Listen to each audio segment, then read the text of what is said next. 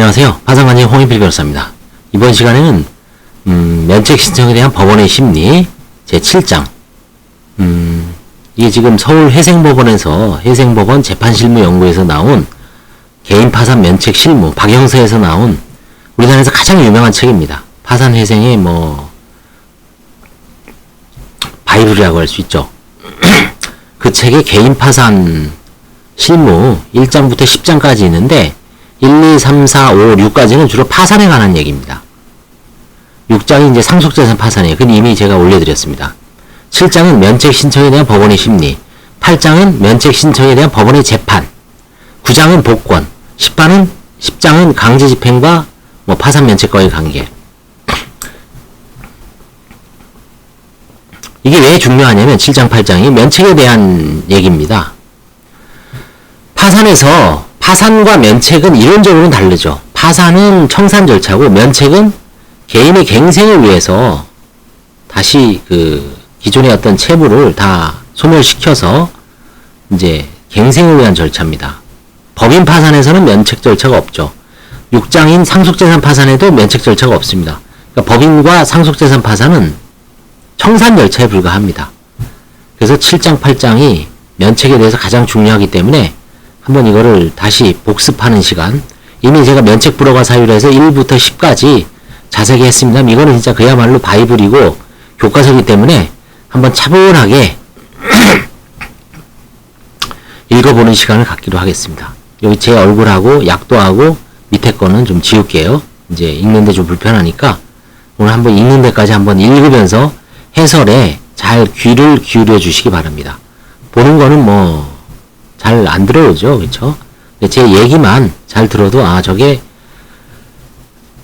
무슨 얘기인지 아마 알 수 있을 겁니다. 예. 자, 7장 면책 신청에 대한 법원의 심리라고 되어 있습니다. 개관 면책 신청 사건에 대한 법원의 심리는 면책 신청서 및 첨부 서류 검토, 채무자를 신문할 필요가 있는 경우, 채무자 신문에 걸리면 좀 늦어집니다. 지금도 간혹 채무자 신문하는 경우가 있습니다. 의사라든가 변호사의 파산 신청이 들어왔을 때, 파산 면책이 들어왔을 때, 일부 전문 직종 채무자에 대해서는 판사가 직접, 신문은 판사가 하는 겁니다. 그 다음에 채무자의 면책 신문 실시, 채권자에 대해 이의신청 기회 부여, 이의신청하는 채권자들이 한 10에서 20%가 있어요. 저도 지난 어제죠. 5월 14일 날 파산 면책 재판 기일이 있었는데 이의 신청하시는 분들이 한 3분 정도가 오신 것 같아요. 채권자의 이의 신청이 있는 경우 이의 신청이 또는 채무자의 의견 청취 절차 진행 순으로 이루어지게 됩니다. 대부분의 개인 파산 면책 신청 사건은 동시에 신청되죠. 동시 신청주의입니다. 그러니까 파산만 해도 간주 면책 신청 때문에 면책 신청이 자동으로 되는 거죠. 실무상 개인 파산 신청 사건과 면책 신청 사건이 동시에 심리되고 있습니다. 따라서 면책 신청이 별도로 된 경우가 아니라면 파산 면책 신청서 및 첨부 서류를 심사하면서 면책 불허가 사유가 있는지 사전에 검토하고 이 사전에 검토하는 건 지금 현재 판사가 하는 겁니다. 채무자 파산 신문 시에도 면책 불허가 사유 및 재량 면책 사유의 존부에 관한 자료를 수집하며 재량 면책 사유의 존부는 소득이 없다든지 장애가 있다든지 다른 가족들이 아주 불치병에 걸렸다든지 아주 어렵게 살다든지 이런 겁니다.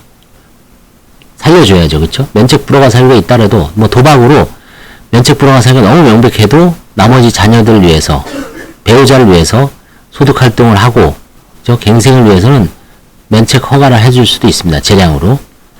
이제 거기에 관한 어떤 자료를 수집하며 파산 선고와 동시에 면책 신문 기일 또는 이의 신청 기간 지정 결정을 하고 이건 보통 이제 한 달 정도 합니다.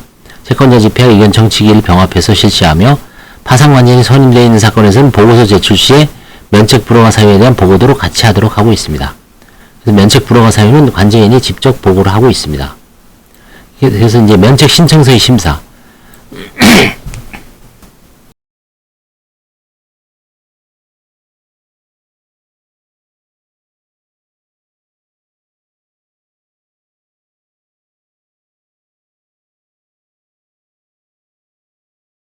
다만 면책 신청이 별도로 된 경우에는 면책 신청 기간의 준수 여부를 확인할 필요가 있습니다.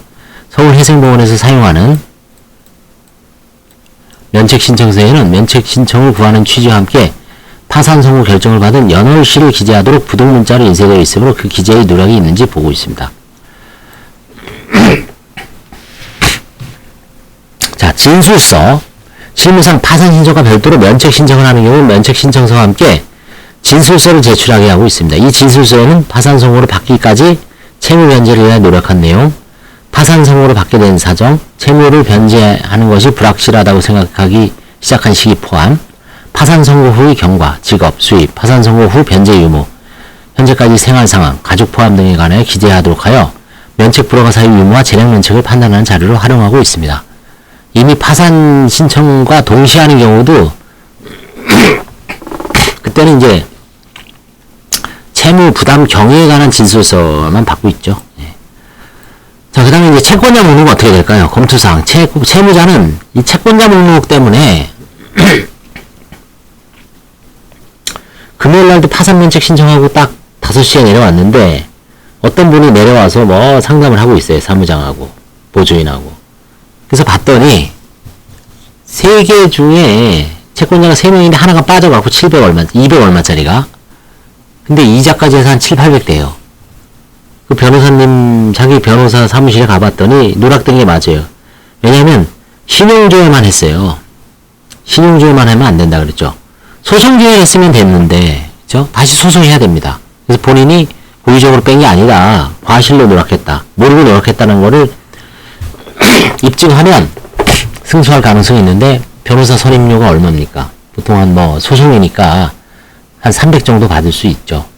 그러니까 그 채무자는 원금이 200인데 변호사, 그럼 당사자가 직접 그 채권자하고 교섭해서 내 이 원금을 갚겠다. 200 얼마. 이자는 탕감해달라. 그렇게 해서 해도 되죠. 그렇죠? 소송한다고 또 반드시 이긴다는 보장도 없죠. 채무자는 파산 채권자의 성명 및 주소, 파산 채권의 발생일, 이 주소에는 우편번호까지 기재해야 돼요. 그래서 우편번호를 기재하려면 새로운 신주소까지 정확하게 기재해야 됩니다. 이게 힘들어요. 파산 채권의 발생일, 저 발생일 기재 안 하면은 판사한테 보정 두드려 맞습니다.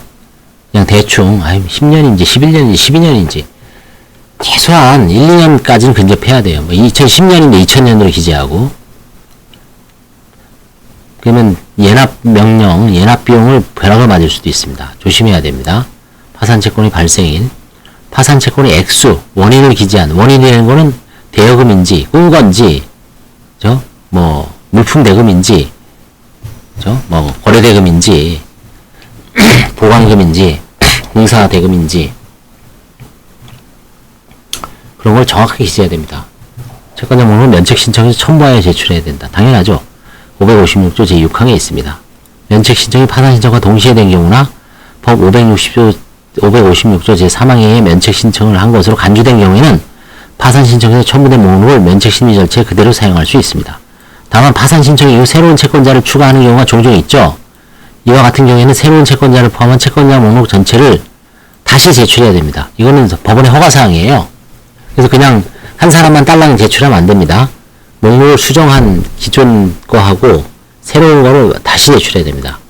채권자 목록은 면책 효력을 받게 될 채권자를 특정하게 해주고 채권자에게 이의 신청을 할 수 있는 중요한 자료가 됩니다. 채무자가 일부 채권자를 누락하는 경우가 있으므로 파산사건의 진술서 기재 내용 등과 비교해 누락한 채권자 등이 있는지 검토합니다. 왜 누락한 채권자가 있는지 왜 검토할까요? 쓸데없는 일이 아닐까요? 아니죠.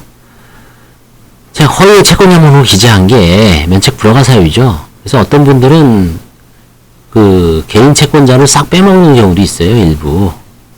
가급적 다 넣어야 됩니다. 면책 불허가 사유예요. 판사한테 걸리면 뼈도 못 줄 수가 있어요. 면책 신청 시 채권자 목록을 제출하지 않는 경우의 처리. 채무자가 면책 신청과 동시에 채권자 목록을 제출할 수 없는 때는 그 사유를 설명하고 그 후에 지체 없이 이를 제출해야 됩니다. 채무자가 법원으로부터 채권자 목록을 제출하는 보정명을 받고도 이행하지 아니하는 경우 법원은 어떤 결정을 내려야 할지 문제가 된다. 실무상 면책 신청을 한 채무자가 채권자 목록을 제출하지 않은 예가는 없죠. 수차에 걸쳐 말 안 들으면 기각할 수밖에 없죠. 그렇죠? 면책 신청 자체를 불성실 이유로 기각함이 상당하다.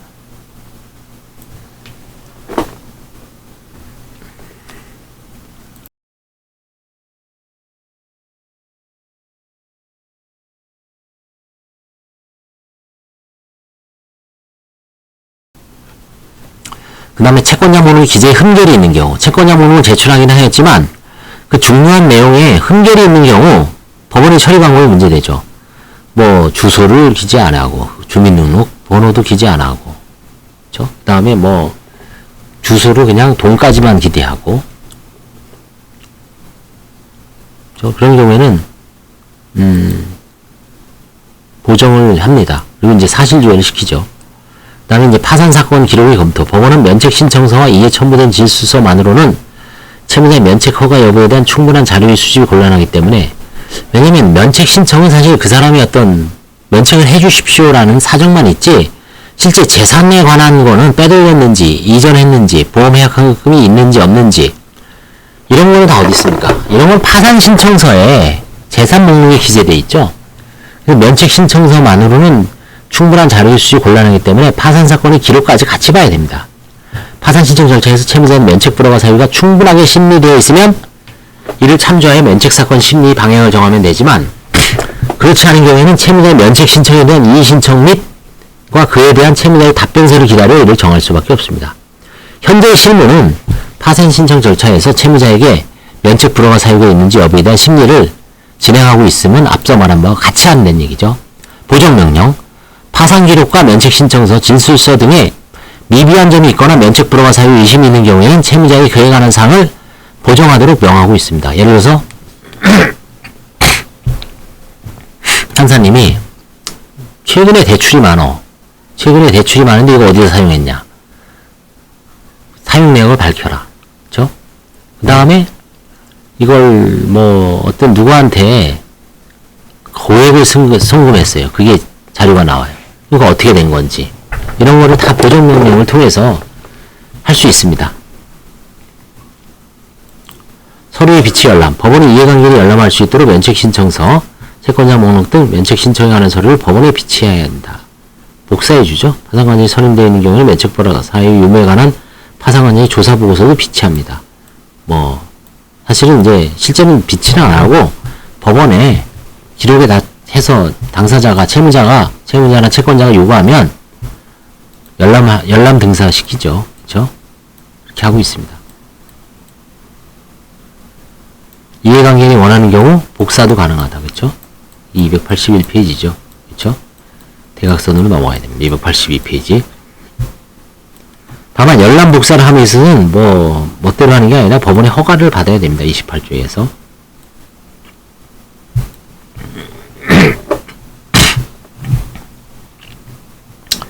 제3절 채무자 면책신문 및 이의신청기간 개관. 면책을 신청한 자에 대해 파산 선고가 있는 때는 법원은 기일을 정하여 채무자를 신문할 수 있는데 이를 채무자 면책신문이라고 합니다.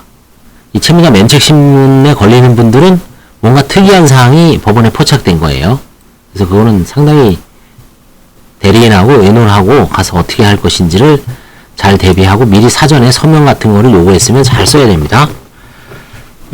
또한 검사 파산관계 또는 면책 효력을 받을 파산 채권자는 면책신문 기일부터 30일 이내에 면책신문 기일을 정하지 않는 경우는 법원이 정한 이내에 면책 신청에 관하여 법원에 이의를 신청할 수 있는데 이와 같이 파산 채권자 등이 이의를 신청할 수 있는 기간을 이의신청 기간이라고 합니다.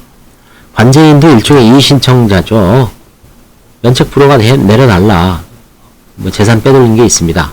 채권자에 대해 너무 심한 불이익입니다. 제대로 설명 안 합니다. 그렇죠? 구파산법은 2016년 4월 1일 전립 파산법입니다. 채무자에 대한 면책신문기를 이때는 필수적으로 했는데 현행법은 면책신문기를 임의화했습니다. 서울해생법원의 실무상 파산사건의 심리 시 면책 불허가 사유에 대해서도 심리하고 있고 면책신문기일에 채권자가 출석하는 경우가 많지 않으며 대부분 안 오죠. 대부분 사건에서 별다른 면책 불허가 사유 없이 면책이 허가되는 점에 비추어 면책신문기일을 지정하지 않고 이의신청 기간 지정 결정을 해서 채권자 등의 이의 신청이 있는지 여부를 확인한 후에 면책 여부 결정을 하고 있습니다. 면책에 가장 영향을 받는 사람은 채권자죠. 채권자의 이의가 없고 별다른 면책 불허가 사유가 발견되지 않는다면 굳이 면책 신문을 기정하지 않음으로써 채무자가 신속하게 면책받을 수 있게 하고 있습니다. 채권자가 별다른 얘기 안 하는데 판사나 관제인이 막 열받아갖고 면책 불허가를 내리지 말란 얘기입니다. 가장 피해보는 거는 판사가 피해보나요? 관제인이 피해보나요? 면책 불허가 사유, 면책 불허가를 받는다 해서. 면책을 받는다 해서 가장 피해를 보는 사람은 채권자죠. 면책 불허가를 해서 가장 피해를 보는 사람은 채무자 자체고. 그러니까 사실 채권자하고 채무자와의 싸움이죠. 근데 채권자가 가만히 있어요. 송달받고도 나 저 사람 면책에 관심이 없습니다. 뭐 재산, 그래서 관제인이 대략 조사를 해서 관제인이 어떻게 보면 채권자 역할을 대신하는 거죠. 뭐 이 서류, 저 서류, 그쵸? 29개, 14개, 지방은 한 40개에서 50개 아직도 하고 있더라고요. 뭐 울산 같은데, 그쵸? 이게 상담해보면 울산, 뭐 수원, 그쵸? 의정부, 인천, 대부분 다 아직 그 예전 방식대로 뭐 한 서류가 4, 50까지, 특히 이제 힘든 게 배부자죠. 배우자, 부모, 자녀까지 싹 갖춰서 하는 게 가장 힘들 겁니다. 자, 면책신문기일 보겠습니다. 면책신문기일 지정. 송달료 등의 비용 연합을 확인하고, 송달료는 1인당 약 4만원입니다. 정확하게는 한 3만 얼마 되는데, 4만원으로 계산하면 돼. 10명이면, 채권자가 10명이다. 한 40만원 들어간다고 보면 돼요. 나중에 돌려받습니다. 비용 연합을 확인하고, 신청이 법정 요건, 신청권, 관할권의 존부.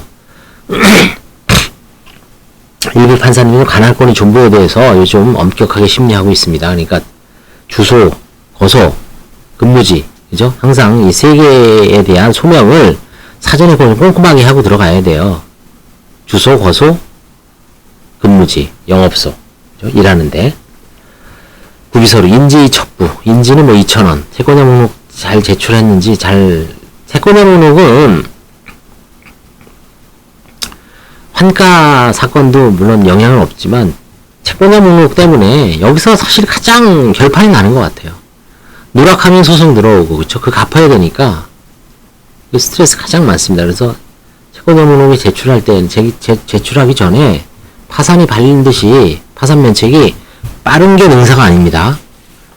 나중에 누락해서 그 소송 비용, 그쵸? 그 변호사를 선임해도 졌을 때 이게 절망감, 그쵸? 변호사가 이게 실제 이길 수가 없는 사건이 많아요. 해보니까.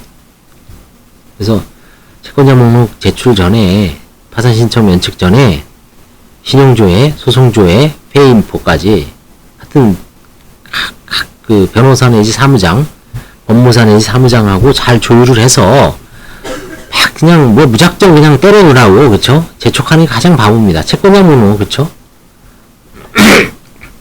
그 다음에 금요일날 그 김무슨 변호사님도 신용조회만 하셨는데, 제가 얼마 전에 이제 누락 채권자에 대해서 강원도에 있는 법무사님 얘기를 했죠. 그 법무사님도 마찬가지예요. 그 강원도에 계신 법무사님. 그 다음에 5월 14일 금요일날 누락했다고 와서 이렇게 제가 보니까 전달이 끝난 거예요. 끝나서 기분 좋았죠. 그 아저씨, 나이 드신 분인데. 근데 보니까 하나 딱 빼먹은 거예요. 신용조회만 해서 그래요. 두 분 다. 소송조회까지 반드시 하라. 그쵸? 저도 옛날에 이걸 강조를 안 했어요. 그쵸? 근데 이제는 신용조회, 소송조회, 신용조회, 소송조회, 신용조회, 소송조회. 채무자 딱 오면 무조건 올려보냅니다. 일단 법원 가서 띄워와라. 띄워오고 다 검색을 해라. 거기부터 출발해요. 그리고 나서 10,000원 주고 신용조회 하고. 요 2개만 하세요. 2개만.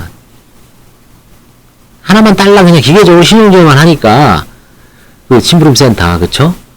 그러니까 거기만 거기에 있는 게 완벽한 게 아니에요. 넣었다 빼고 양도 되고, 그쵸? 그럼 소송했는지 안 했는지를 봐야 돼요. 안타깝습니다. 사실 그게 지금. 채권자 목록 잘 제출하고요. 신문할 필요가 있다고 인정되면 동의신청의 경우 파산 선고 시에 이 신청을 별도로 결정으로 면책신문기일은 법원에서 이제 지정을 합니다. 다음에 채무자가 신청한 개인 파산 사건은 반대 이사 표시가 없는 한 파산 신청을 면책 신청까지 간주된다 그랬죠. 법 556조 제3항. 간주 면책 신청 사건에서 면책 신문기일을 지정할 때도 파산 선고와 동시에 면책 신문기일을 지정하고 있습니다. 면책 신문기일은 통상 파산 선고일로부터 1개월 정도 후 2개월 이내의 날짜로 정합니다. 파산 신청과 별도로 면책 신청을 하는 경우에 면책 신문기일은 면책 신청일부터 2개월 이내의 날짜로 지정하면 됩니다. 이건 법원에서 하는 일이죠. 채무자들은 오라 그럴 때 오고 내라 그럴 때 대리인하고 잘 협조해서 서류를 칼같이 내면 됩니다. 면책 신문기일은 채권자 집회도 채권자 조사회가 요즘 이제 병합합니다. 파산관계자는 조사보고서 제출 명령, 그렇죠? 우리 일주일 전에 내야 됩니다. 파산관계자이 선임되어 있는 사건에서는 법원은 파산관계자에게 채무자에 대한 면책 불허가 사유가 있는지, 개인 파산의 면책 불허가 사유가 한 8가지 정도 돼요. 정확하게는 뭐 봐야 되겠습니다. 8가지가 돼요. 뭐 재산 은닉이 있는지, 허위 진술, 비본지 면제, 설명 의무 위반, 법원에서 정하는 의무 위반, 있죠? 그 다음에 도박, 낭비, 사행 행위, 상업장부의 폐기, 상업장부의 은닉, 뭐 여러 가지가 있습니다. 이런 게. 대표적인 재산 은닉하고 설명 의무 위반, 허위 기재죠. 면책 불허가 사유 있는지에 대한 조사를 하고 이를 면책 신문기일에 보고하게 할 수 있습니다.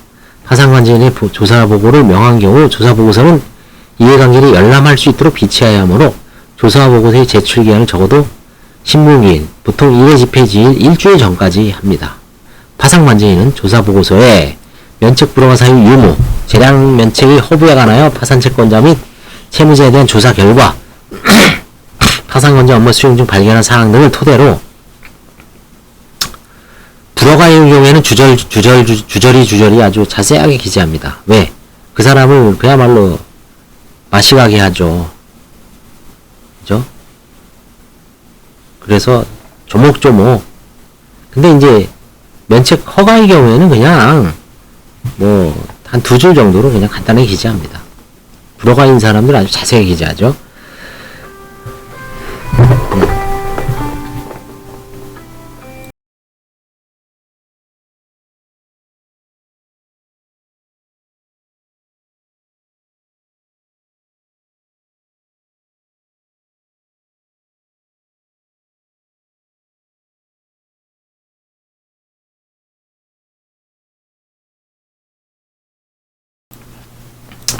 자, 다 면책신문 기일이 공고 및 송달, 공고.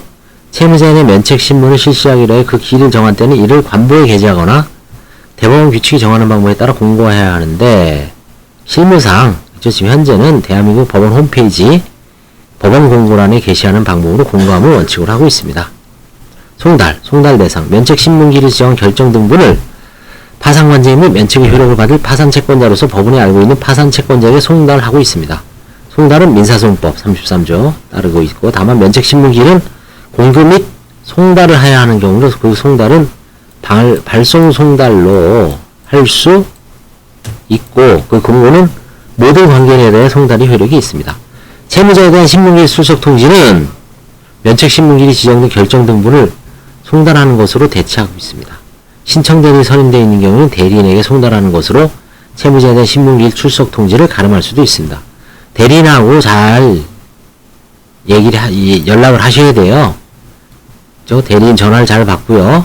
언제 나옵니다 하면 칼같이 나와야 됩니다. 채권자문이 기재된 모든 채권자에게 면책신문기일 결정 등본과 함께 면책 신청이 있음을 알리고, 면책 불허가 사유 및 이의 신청 기간 및 방법에 대한 내용이 담긴 채권자 안내문을 송달합니다. 면책신문기일 통지는 공고와 송달을 동시에 하는 경우로서 발송 송달로도 충분하나 실질적인 절차 참여권을 보장하여 실무상 교부 송달이라는 건 직접 주는 겁니다. 우체부를 통해서.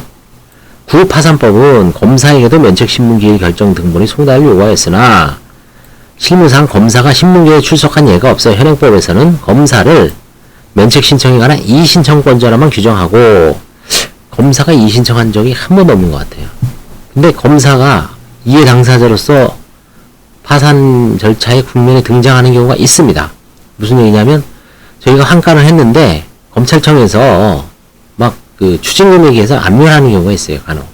그럼 이거 풀어주십시오 라고 공문을 보냅니다. 당신들은 어차피 파산 절차에 참여해도 추징금, 벌금은 과태료 같은 거는 후순위 채권에 불과해서 배당을 한 푼도 못 받습니다라고 하면 이제는 검찰청에서 파산법에 관한 지식이 딱 충분히 함양이 돼 있어서 풀어줍니다. 요즘은. 예전엔 막 그냥 응? 저도 옛날에 그거 몰라갖고 날린 거 생각하면 그쵸? 그 후순인데 모르고 그냥 환갑 포기했는데 실책이었죠 그때. 한 700만원 정도 되는 충남 공주에 있는 땅이었는데 검찰청에서 추징금액에 의해서 압류를 해놨어요. 그럼 근저당 빼고도 한 6, 700 정도를 한가할 수 있는데 이걸 이제 그 아들이 사는 걸로 해서 매각을 했는데 검찰청에서 이걸 안 풀어줘요. 저는 그때 이건 안 풀어주니까 그냥 포기했는데 검찰청에서 법적으로 무조건 풀어줘야 돼요. 벌써 한 10년 전 얘기죠. 그때는 잘 몰라서 그쵸. 모르거나 그냥 넘어가자 그쵸. 실무상 검사가 신문기에 출석한 예가 없어 현행법에서는 검사를 면책 신청에 관한 이의신청권자로만 규정하고 면책 신문기일이 송달 대상에서는 제외했습니다. 송달 불능 시 실무 처리, 채무자에 대한 송달이 불능되면 그 사유와 상관없이 발송 송달과 함께 실무상 신청서에 기재된 연락처로 면책 신문기일에 출석할 것을 통지하는 것이 일반적입니다. 실무상 파산 채권자에 대한 면책 신문기일 결정 등본의 송달이 불능된 경우에 이 결정은 공과 송달을 모두 하여야 하는 대상이므로 법 11조 제1항에 의하여 발송 송달을 하여 법상 요구되는 송달의 요건을 충족시킬 수는 있습니다. 다만 실무는 채권자의 절차적 참여권을 실질적으로 보장하기 위하여 신문기일에 출석한 채무자에게 송달 불능된 채권자의 주소 보정을 명하여 보정된 주소로 이의신청 방법 등이 담긴 채권자 안내문을 송달하고 있습니다. 이것 때문에 문제가 생긴 얘기입니다. 실무에서 이렇게 법원에서 현실적으로 송달을 요구하기 때문에 주소 보정, 계속 주소 보정, 그쵸? 주소를 보정해라. 주소 보정이 어렵습니다. 채무자들은 잘 몰라요. 변호사들은 법학은 기본적으로 소송법의 가장 50%는 송달입니다.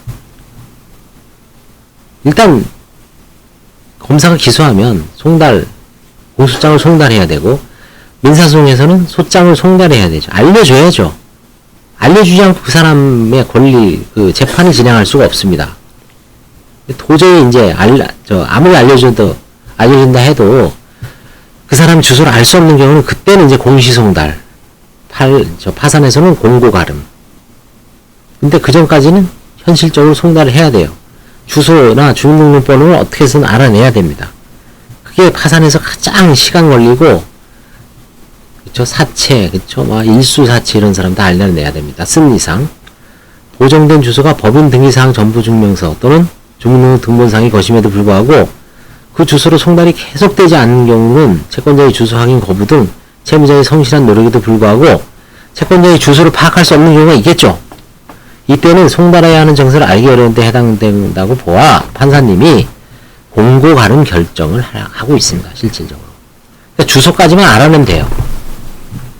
주민등록 초본까지만 떼어서 물론 계속 했는데 야간도 하고 주말에 해서 했는데도 안 받습니다. 그럼 나보고 어떻게 되는 얘기야? 판사가 그래? 오케이. 공고 가름 끝.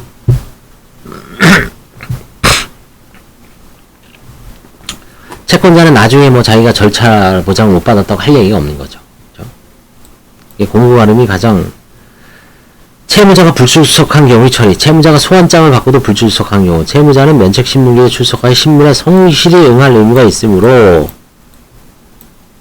채무자가 정당한 사유 없이 계속하여 불출석한 경우에는 564조 제1항 제5호 소정의 의무 위반을 이유로 면책을 불허할 수 있습니다. 또한 채무자가 정당한 사유 없이 신문기에 불출석한 경우에는 신청이 성실하지 않을 때 해당하는 것과 면책 신청 자체를 기각하려 있으나 이 경우 면책 신청을 다시 할 수 없게 되는 점, 제도의 파산을 할 수 없게 된다는 얘기죠. 그래서 통상 불출석하는 경우에는 면책 불허가로 안 하고 면책 기각을 하는 것 같아요. 면책 기각. 파산 선고만 받죠.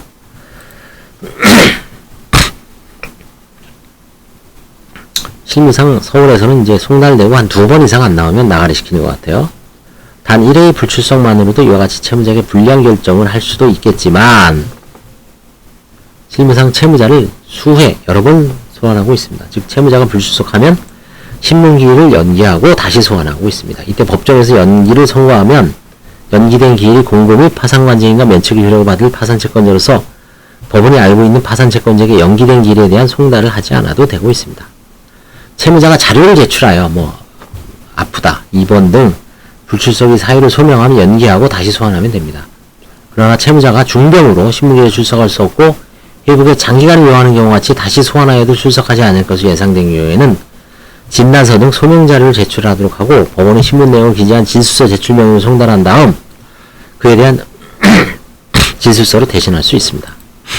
송달 불능으로 채무자가 불출석한 경우 제1회 신문기일에 이건 여러분 채무자들 잘 알아두세요. 제1회 신문기일에 채무자에 대한 면책신문 결정기일 등본이 송달 불능되고 신청서상의 연락처로도 연락이 되지 않는 상태에서 채무자가 신문기일에 불출석한 경우는 신문기일을 다시 정하여 연기합니다.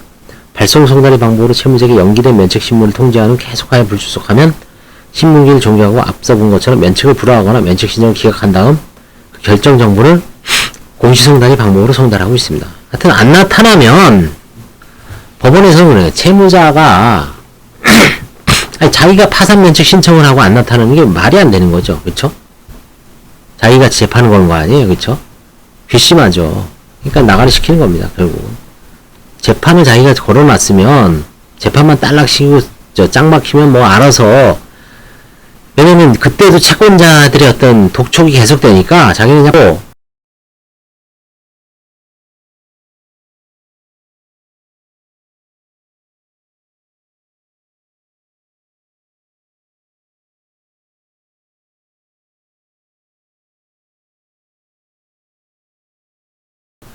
비상연락망은 유지해야 돼요. 무조건.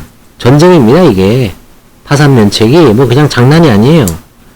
채권자들은 와서 막 아각거리죠, 그쵸? 채권자들은 경제적 이익을 박탈되는 거 아니에요. 응? 소리 없는 경제전쟁입니다, 일종의. 총만 안 들었지, 서로 진짜, 피 같은 재산이 매덕이 왔다 갔다 하고, 그쵸? 그거를 탕감해주냐 마느냐의 어떤 전쟁터예요, 경제전쟁터. 그러니까 최대한 채무자가 성실하게 임해야 되죠. 그쵸? 자기가 딱 신청해놓고 아주 그냥 대리인한테도 연락 끊고 관제인한테도 연락 끊고 5월 14일날 저도 그랬더니 법원에는 딱 딸딸랑 나타났더라고요. 그동안 괘씸해갖고 참 나가리 시킬 수도 없고 그쵸? 다시 한번 기회를 주는데 그런 얌체 같은 아주 무지막지한 사람이 있어요. 그쵸? 판사한테는 말 잘 듣는 척하면서 자기 대리인한테는 아나무인입니다. 관제인도 나가리예요. 그쵸? 아주 그냥 죽일 수도 있는데, 그쵸? 한번 하는 거 봐서, 그쵸? 아주 괘씸한 채무자가 있습니다. 간혹. 그 다음에 채무자의 신청 대리인만 출석한 경우 면책신문기일은 채무자가 직접 출석하는 것이 원칙입니다. 파산은 비송이기 때문에 당사자가 출석하는 게 원칙입니다. 신문기일 신청 대리만 출석하고 채무자는 불출석한 경우는 대리인에게 정당한 사유에 관한 보고서를 제출하게 하고 이를 참작하여 정당한 사유가 있다고 생각되면 다시 기일을 정하여 채무자를 소환하는 것이 바람직합니다. 채무자를 반드시 소환합니다. 파산 면책에서는 변호사가 왔다 갔다 하면서 재판을 할 수가 없어요. 도안은 줄 수 있어, 동행은. 근데 반드시 채무자가 대리인 뒤로 숨어서 대리인한테 모든 걸 맡기고 그 민사 소송이 아니에요. 이건 비소입니다. 채무자를 직접 신문하고 돼 있어요. 면책신문의 방식, 신문은 원칙적으로 비공개로 하고 있습니다. 한 사람 한 사람씩 들어가요. 신문 중 채무자 또는 채권자에게 면책제도의 취지, 면책의 효력 등을 설명할 경우도 있습니다. 면책신문기일의 진행, 채무자에 대한 신문, 파산조차의 신문 결과와 보정령에 따른 보정서, 파산관제의 조사보고서 등의 자료로부터 충분히 드러난 사정에 관한 따로 신문하지 않고요. 판사가 궁금한 거, 신문의 내용은 주로 파산신문이나 채무자의 파산관계나 설명 시 채무자가 정직하게 진술하여는 것 여부, 파산관제의 조사보고서에 나타난 의문점에 관한 채무자의 성명, 파산 절차에서 파산채권자로부터 수집한 의견서 청취에 나타난 부당하거나 의문시되는 채무자의 행위에 관한 성명, 파산 선고 채무자의 경제적 생활 상황 및 채권자의 관계 등입니다. 실무에서는 이들 신문의 내용이 신문 기일 전에 기록이 충분히 나타나도록 진술서와 보정명령 등을 활용하고 있습니다. 그렇죠? 그래서 서로 이제 공방을 벌여요. 관제인도 조사하고, 이번에 보니까 저도 어떤 저축은행에서 어떤 이제 채무자에 대해서 아주 끈질기게, 아주 엄청 끈질기게 하고 있습니다. 그러니까 그 변호사님도 의견서 내고, 저도 이제 중간에서 나서서 이거 자료를 다 갖고 와라. 그러니까 그걸 또 스캔 떠서 한 1000페이지 이상 됩니다. 은행 자료. 저축은행 관계자한테 보내주고 서로 이제 막 공방을 벌이고 있어요.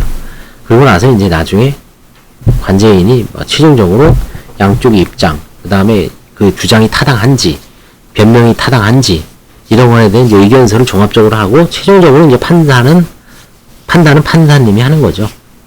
그런 식으로 진행하고 있습니다.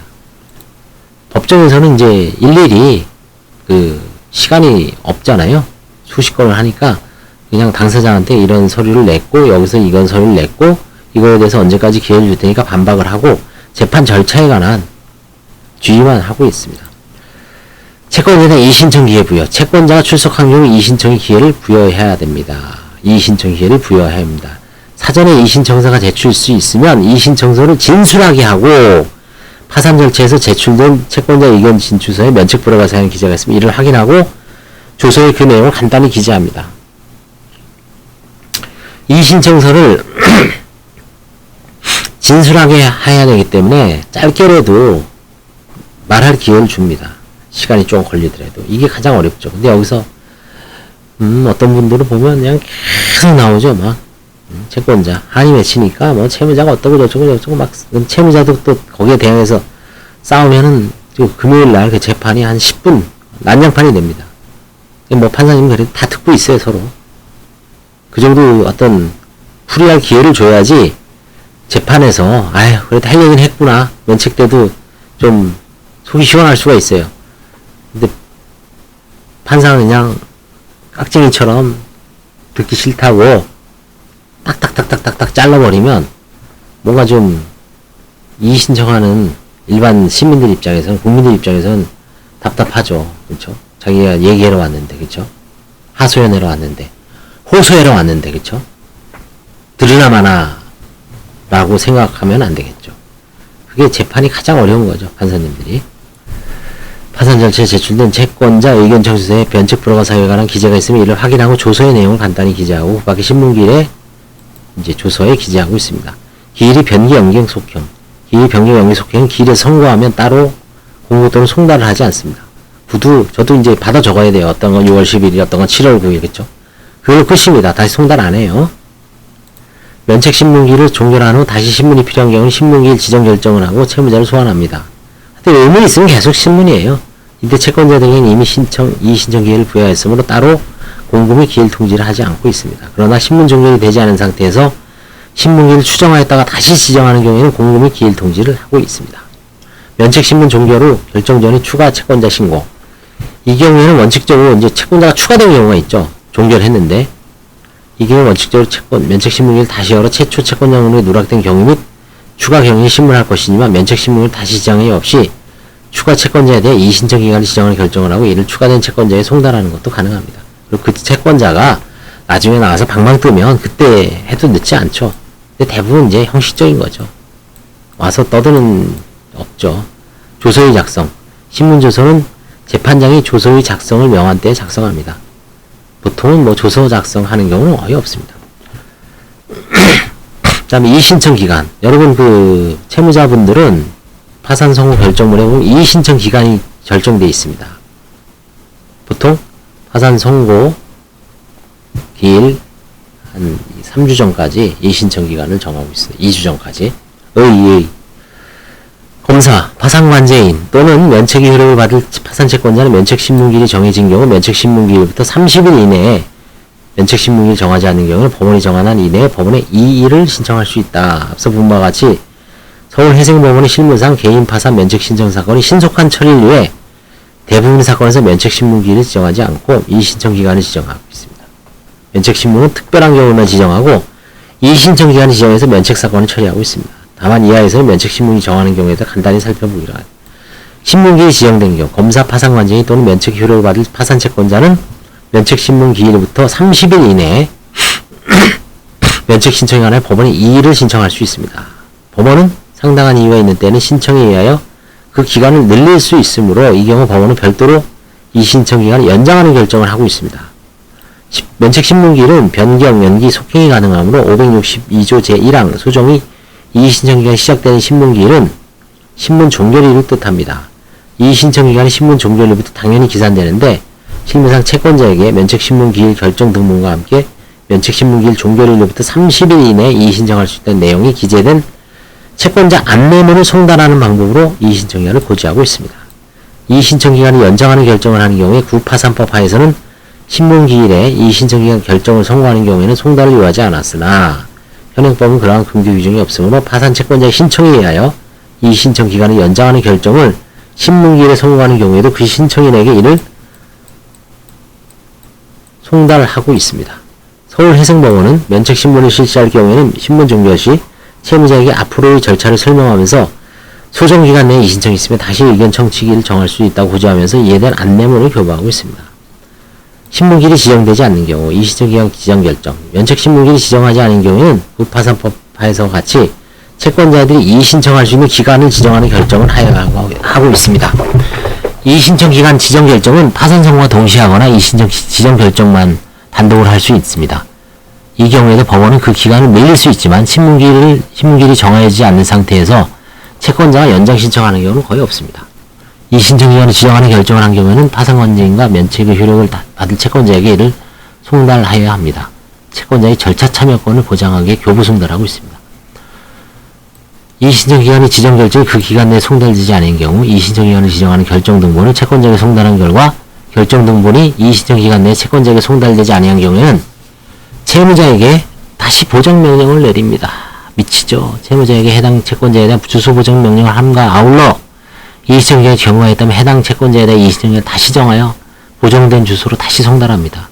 하여튼 송달 안 되면 채권자한테 이 파산 절차에서 가장 중요한 게 절차가 지연되는 게 파산 채권자의 주소를 제대로 알지 못해서 그 채권자가 많으면 뭐 2, 3년 걸리는 경우도 있어요. 최소한 1년 이상 걸립니다.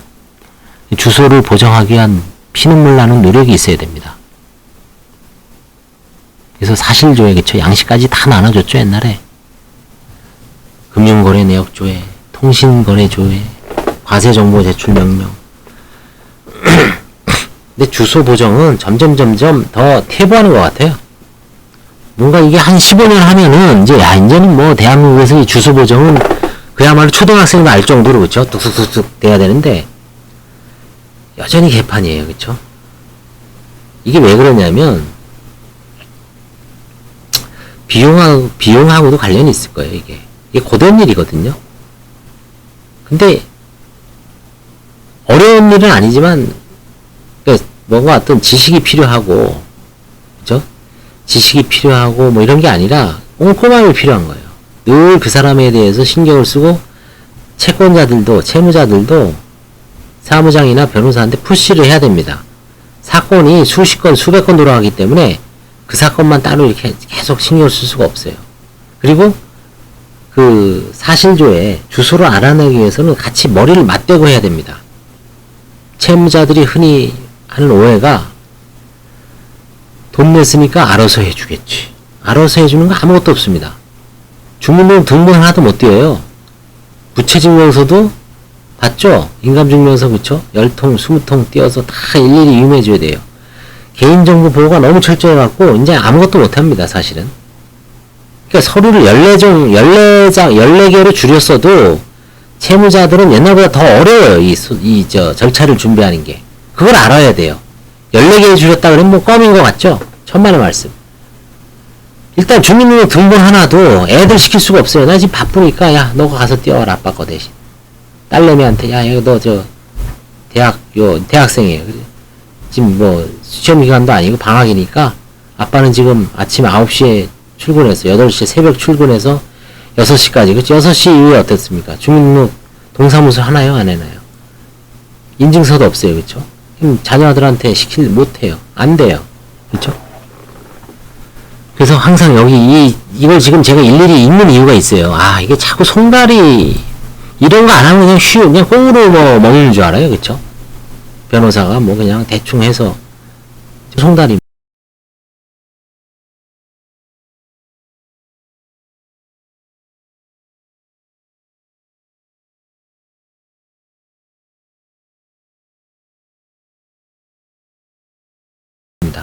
송달을 해야지 일단 스타트가 되는 거예요. 송달이 안 되면은 재판이 시작이 안 된 겁니다. 소송 계속이 발생 안 한 거예요. 파산에서도 마찬가지입니다. 그래서 자꾸 송달, 그쵸? 입에 하여튼 침이 마르도록 송달 얘기하는 거예요. 이걸 계속 제가 파산 관제인임에도 불구하고 이 정도 이 정도로 제가 강조한다는 거는, 야, 진짜 송달이 뭔가 문제가 있구나, 그쵸? 이 현직 관제인이 저런 뭐 개소리 하는 것도 아니고, 그쵸? 송달 한데, 아, 이게 송달이 이제 신경 써야 되겠구나, 그쵸? 각성을 해야 됩니다, 그쵸? 송달해야 하는 장소를 알기 어려운 채권자의 경우는 송달에 가름하는 공고 결정을 하고, 공고로서 송달, 이건 공고 가름은 판사가 하는 겁니다. 서울해상공원에서는 이 신청기간 지정 결정을 하면서 송달에 가름하는 공고 결정도 같이 하고 있습니다. 근데 공고 결정까지 하려면 주민등록 초본까지 떼어다 갖다 바쳐야 돼요, 판사님 앞에. 그게 안 나오면 공고 가름은 죽었다 깨어나도 안 해줍니다, 판사가. 결국 송달은 간단하게 얘기하면 초본 찾기입니다. 초본 찾기. 개인이라는 전제하에. 법인 등기부등본 찾기죠. 법인 등기부등본에 뭐가 나옵니까? 주소가 나오죠. 개인 채권자는 초본에 뭐가 나와요? 주소가 나오죠. 그리고 또 뭐가 나오죠? 가장 중요한 주민등록번호가 나오죠. 내가 저 사람 홍길동까지는 알고 있어요. 주민번호 몰라요. 친구 주민번호 모르죠. 홍길동까지만 알아. 근데 돈을 꿔줬어. 계좌를 쏙 넣어내줬어. 근데 저는 내가 이름만 홍길동만 알지 주민등록번호 아는 친구가 어디 있어요. 그죠? 대부분 또 그러니까 차용증이나 이런 거 받아 넣었을 때 주소, 주민번호, 그쵸? 이름 3박자 아니에요, 그쵸? 그래서 계속 송달이 중요합니다. 면책 신청 사건의 경우 채권자에게 이 신청기간 지정 결정이 송달되지 않아 그 처리가 지연되는 경우가 종종 있는 게 아니라 많습니다. 공고로서 송달에 가늠하여 그 처리를 신속하게 할 수 있지만 이거는 판사가 엿장수 마음대로 할 수 있는 게 아니에요. 주민 초본이 나와야 됩니다. 그러니까 개인 파산에서 채권자 목록에 있는 개인 채권자는 결국은 뭐냐면 법인은 논의를 할게요. 주민 초본 찾기입니다. 주민등록 초본 찾기. 다른 게 다 필요 없어요. 여러분 그거 하나만 기억해요. 아, 초본이 나와야 되는구나. 초본 어떻게 찾을 것인가. 거기에 머리를 짱구로 굴려야 돼요. 아, 내가 저 새끼 돈 꿔줬는데, 저 홍길동. 쟤한테 돈을 꿨어, 옛날에. 근데 이제는 반대로 저 새끼, 홍길동 주소를 알아내야 돼요. 고등학교 동창이었어. 주소 알아요? 주소는 그래야 알아와. 수소문해서 알 수 있어요. 근데 그걸로 송달을 안 받아.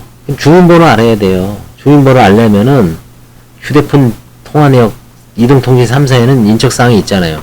은행에도 다 있죠. 계좌번호. 그 다음에 세무서에도 과세정보가 다 있죠. 그쵸? 그 사람 주민번호가 있어요. 세무서에. 사업자 등록 알고 있으면.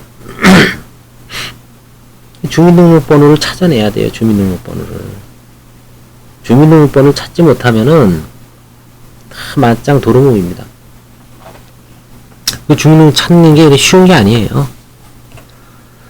다만 채권자의 절차 참여를 침해할 수 있으므로 공고로서 송달에 가는 것은 여기 있잖아요. 신중하게 해야 된다. 그게 웬만하면 안 해줘요. 왜?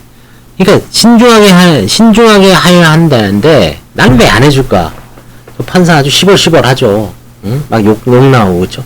다른 사람은 다 공고하러 해줬더니 왜 나는 안 해줄까? 안 해줄만 하니까 안 해주는 거예요. 초본을 찾기 위한 노력을 했느냐 안 했느냐가 중요해요. 자, 결국 송달은 초본 찾기 운동이다. 그죠? 법인 채권자 쉽죠. 채권자가 법인인 경우에는 주소가 이전되는 경우가 흔치 않고 법인 등기사항 증명서를 발급받아 주소를 확인할 수 있죠. 법인은 깔끔해요. 송달지 않는 경우가 적은 편이죠. 대부업체의 경우 대부업체가 전국에 몇천 개예요.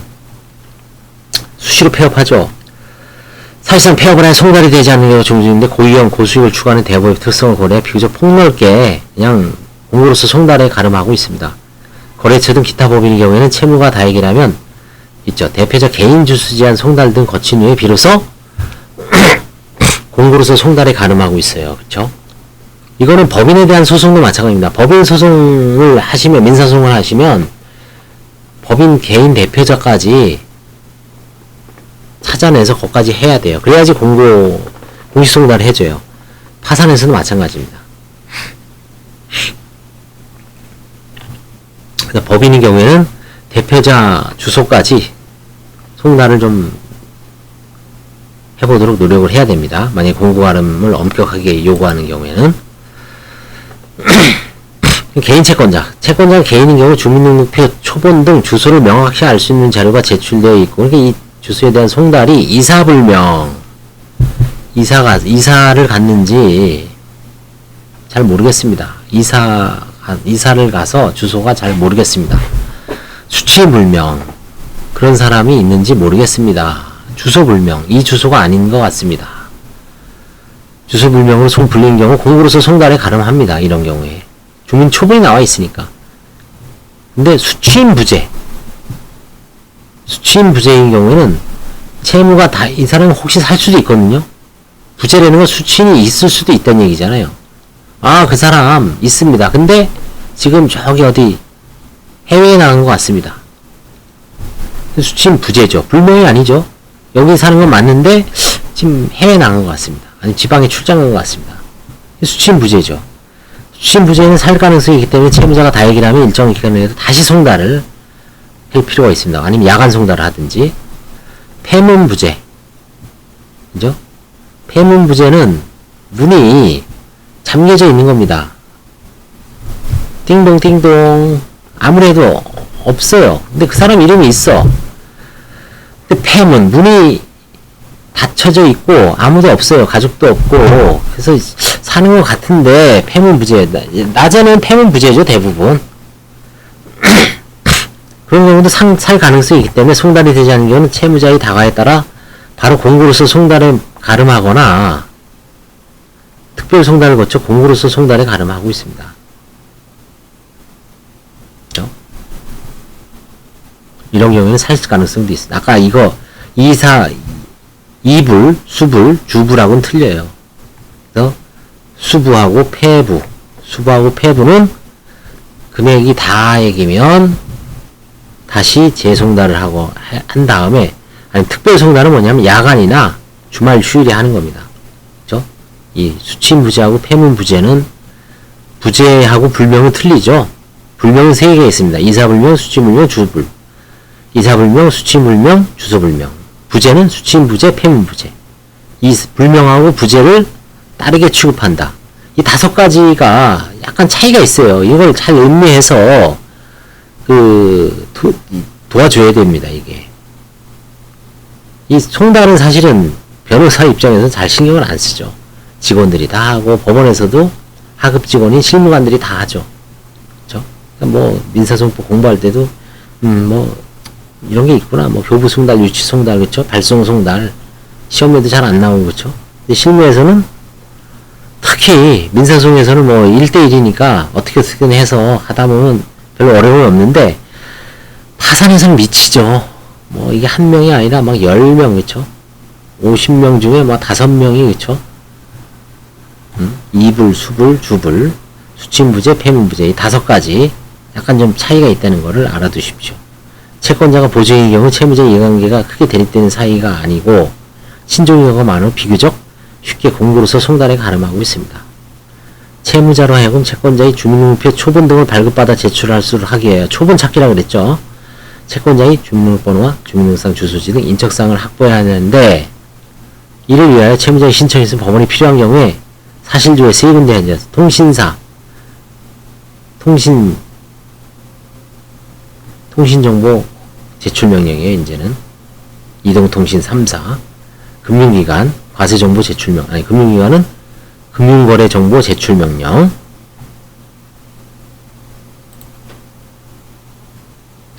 이와 같은 방법을 거쳐도 채권자의 인적사항을 알 수 없는 경우는 채무자에 대해 보정명령을 발령하여 채권자의 관계 및 채무를 부담하게 된 경위, 채권자와 연락이 두절된 사유와 그 기간, 채권자로부터 최근에 채무이행 독촉을 받은 사실이 있는지 여부에 대하여 보정서를 상세하게 제출한 후 이를 검토하여 추가로 보정명령을 명하거나 공고로서 송달에 가름하는 실무례도 있습니다. 이게 예전에 우리가 또 서울해상법원에 중앙법원에서 이거 했었죠. 판사님이 했죠. 뭐 제가 관제인들은 별로 신경 안 쓰죠. 판사님이 힘들어요, 이런 거. 빚도 안 나고, 그쵸? 아주 그냥 자, 오늘은 송달까지 할게요. 송달을 이렇게 강조하는 이유는 채무자들 정신 차려야 돼요. 그쵸? 대리인들이 해줄 수 있는 게 별로 없어요. 잘 정리해서 지휘하는 겁니다. 근데 그게 가장 중요해요. 왜? 남들이, 당신들이, 채무자들이 보지 않는 눈으로 사건 전체적으로 숲을 보고, 어느 때는 나무를 보고, 그쵸? 나무도 보고 숲도 봐야 됩니다. 변호사나 법무사, 전문가들은 숲도 봐야 돼요. 숲을 일단 조망을 하고, 실무자들은 개별적인 나무에 대해서도 봐야 돼요. 그렇지만 변호사나 법무사도 개별 나무에 대해서 다 알고 있어야 돼요. 근데 이 지금 오늘 한 면책과 관련된 송달, 이 송달이 안 돼갖고 파산 절차가 지연되는 경우가 거의 50% 됩니다. 30% 이상 돼요. 그래서 송달은 이사불명, 주소불명, 수취인불명, 불명하고 불명이라는 게 잘 모르겠습니다. 부재, 수취인부재, 폐문부재 있을 가능성이 조금이라도 있다는 얘기입니다. 불명은 있을 가능성이 별로 없어요. 그냥 바로 그냥 해줘요. 공고활은. 근데 부재는 마무리하겠습니다. 오늘 좀 55분이나 했네요. 거의 1시간. 그쵸? 그 정도로 떠들 만한 가치가 있습니다. 이게.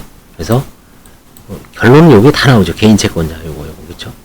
이사불명, 수취인불명, 주소불명 이 경우에는 공고로서 송달의 가름하기가 초본만 있으면 이거는 쉽게 됩니다. 그러니까 이때는 거의 채무자들은 이제 안심해도 됩니다. 근데 수취인부재, 폐문부재인 경우에는 다시 또 험난한 좀 더 해야 됩니다. 특별 송달도 하고 야간 송달도 하고 주말 휴일 송달도 해서 송달료가 조금 더 들어가죠. 한 5만원에서 10만원 정도 더 들어갈 수가 있습니다만 집행관 주는 거예요. 돈, 출장비. 빨리 되면 좋죠. 그래서 요 불명하고 부재, 저도 이런 거는 저도 매일 잘 음미를 못합니다. 근데 잘 음미를 해보면 채무자분들을 잘 음미해서 난 이 왜 송달이 안 될까, 그쵸? 대리인들을 자꾸 좀 볶아야 됩니다. 그래야지 신속하게 면책 결정을 받을 수가 있습니다. 면책 결정을 받을 수 있고 기대하던 면책에 도달하게 됩니다. 자, 다음에는 이제 면책 신청에 대한 이의부터 한번 알아보겠습니다. 다음 시간부터는. 그래서 오늘은 일단 면책 신청에 대한